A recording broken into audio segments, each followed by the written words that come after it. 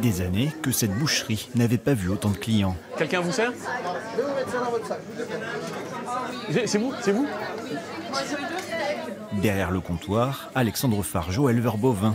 Il y a à peine 4 mois, avec 6 autres producteurs, ils ont décidé de reprendre la seule boucherie du village qui allait fermer sans repreneur.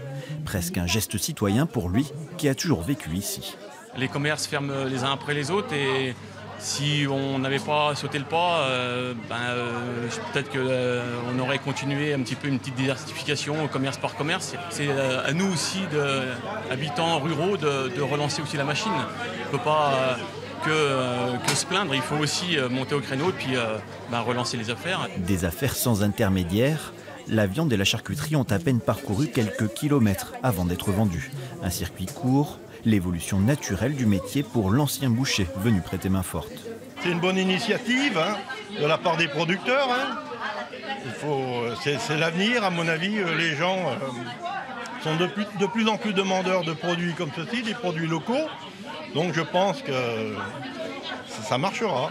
Un pronostic très largement partagé par les habitants du secteur. Je préfère acheter mes produits chez les bouchers en direct que les acheter directement au supermarché. J'ai fait 15 km pour venir. Voilà, ça me paraît important de faire l'effort. C'est une initiative vraiment formidable parce que la disparition d'un commerce dans un village, c'est une mort lente. Face aux fluctuations des cours de la viande, aux difficultés quotidiennes, pour les producteurs, la nouvelle boutique, c'est aussi une respiration. On ne savait vraiment plus trop pourquoi on se levait le matin. C'était vraiment, on produisait et le prix, c'était au bon vouloir de l'acheteur.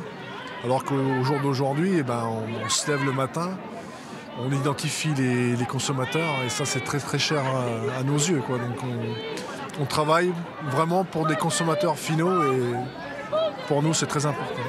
Selon les chiffres du ministère de l'Agriculture, en France aujourd'hui, un éleveur sur 10 vend une partie de sa production en circuit court.